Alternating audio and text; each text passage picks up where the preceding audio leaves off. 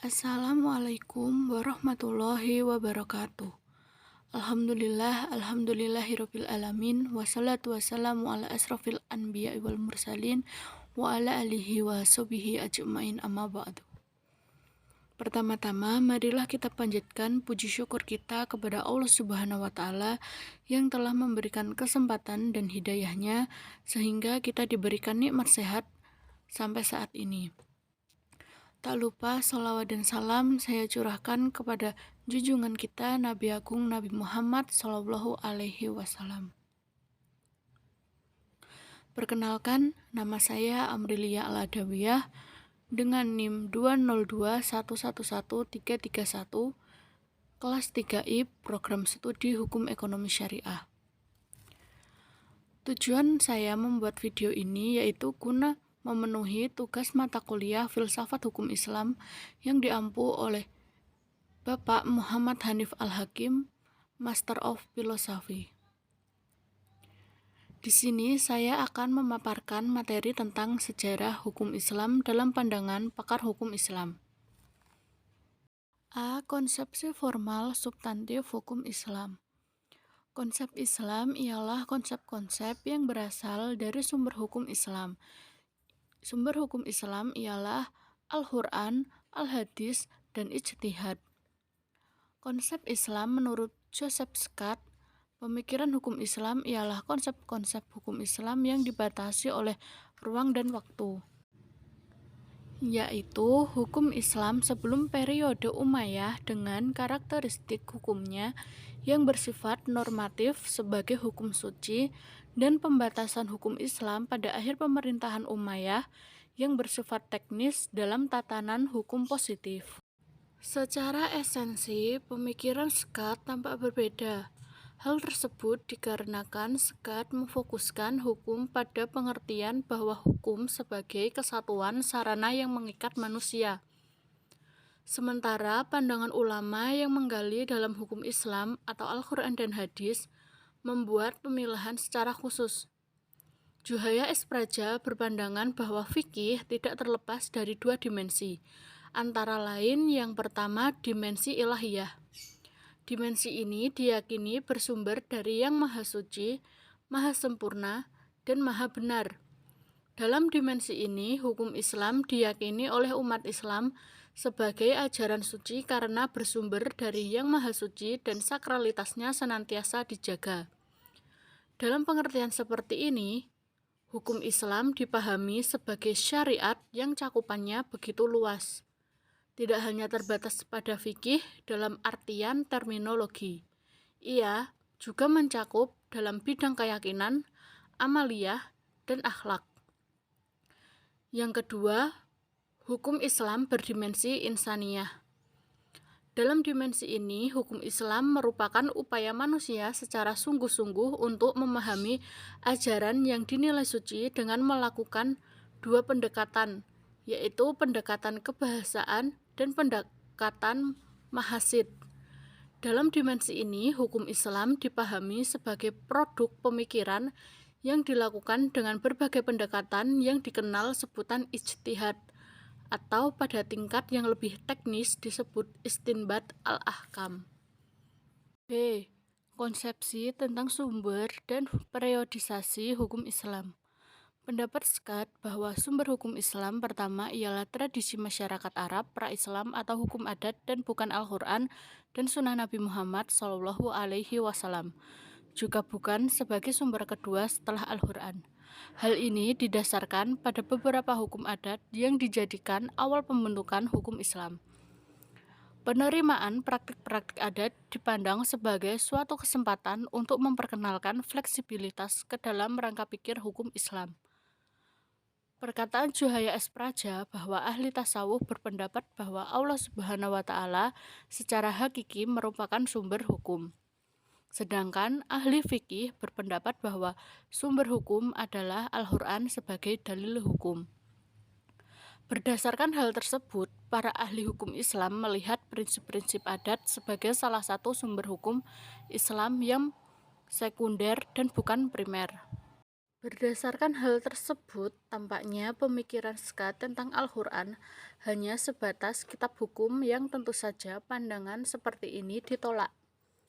Selanjutnya, Scott memikirkan mengenai sunnah Nabi bukanlah sumber hukum Islam kedua, melainkan tradisi atau sunnah dari berbagai aliran pemikiran baik di Mekah, Kufah, Madinah, dan Irak. Baik pada masa Rasulullah atau pada masa sebelum akhir pemerintahan Umayyah. Scott menyimpulkan bahwa tradisi dari Rasulullah tidaklah ada sama sekali sampai pertengahan abad kedua Hijriah atau 8 Masehi.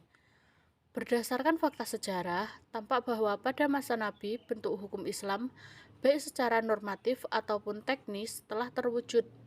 Meskipun demikian, di antara bentuk-bentuk tersebut ada yang orisinal berasal dari aturan Al-Quran dan ada pula modifikasi dari tradisi Arab pra-Islam.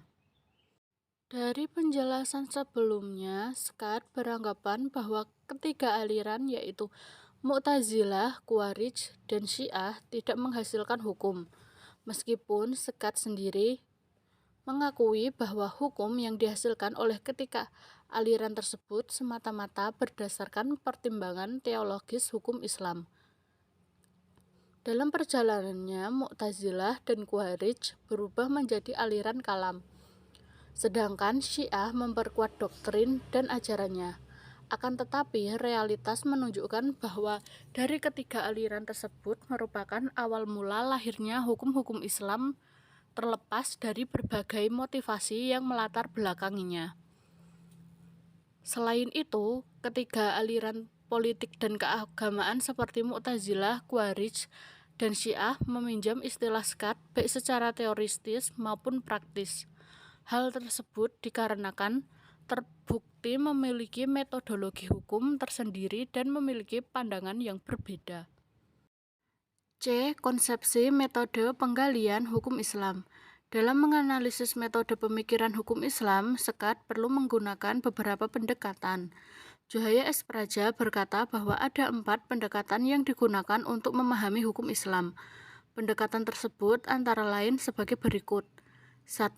Pendekatan teologi. Pendekatan teologi penting dilakukan dalam meneliti hukum Islam, didasarkan bahwa teologi bukan hanya mencoba menjelaskan bagaimana sesungguhnya pria dan wanita berbicara tentang Tuhan atau pembahasan Tuhan semata.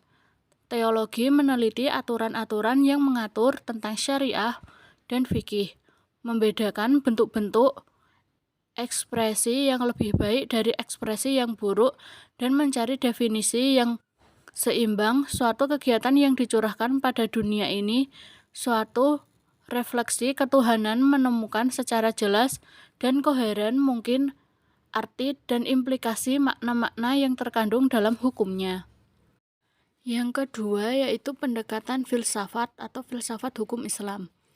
Pendekatan ini perlu digunakan sebagai mana dijelaskan oleh Juhaya S. Praja bahwa filsafat mempunyai tugas utama. Pertama, tugas kritis yakni mempertanyakan kembali paradigma-paradigma diambil dari Al-Quran dan Al-Hadis melalui pendekatan bahasa dan mekanisme hukum yang didasarkan pada tujuan-tujuan hukum atau filsafat hukum yang membahas dan merinci dasar-dasar moral keagamaan dari hukum.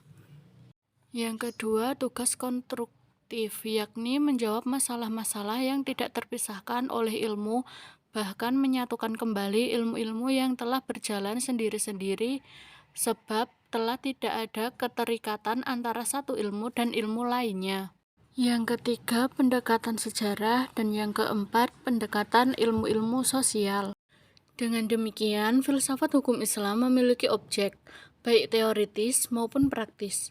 Objek teoritis filsafat hukum Islam adalah objek kajian yang merupakan teori-teori hukum Islam, meliputi 1. Prinsip-prinsip hukum Islam, 2. Dasar-dasar dan sumber-sumber hukum Islam, 3. Tujuan hukum Islam, 4. Asas-asas hukum Islam, 5. Kaidah-kaidah hukum Islam. Sementara objek praktis filsafat hukum Islam meliputi jawaban atas pertanyaan seperti 1. Mengapa manusia melakukan muamalah dan mengapa manusia harus diatur oleh hukum Islam? 2. Mengapa manusia harus melakukan ibadah seperti sholat?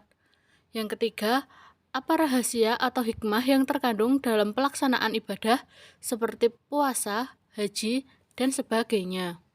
Mungkin itu saja pemaparan materi yang dapat saya sampaikan. Saya memohon maaf apabila terdapat kekurangan dan kesalahan atas materi yang telah saya sampaikan.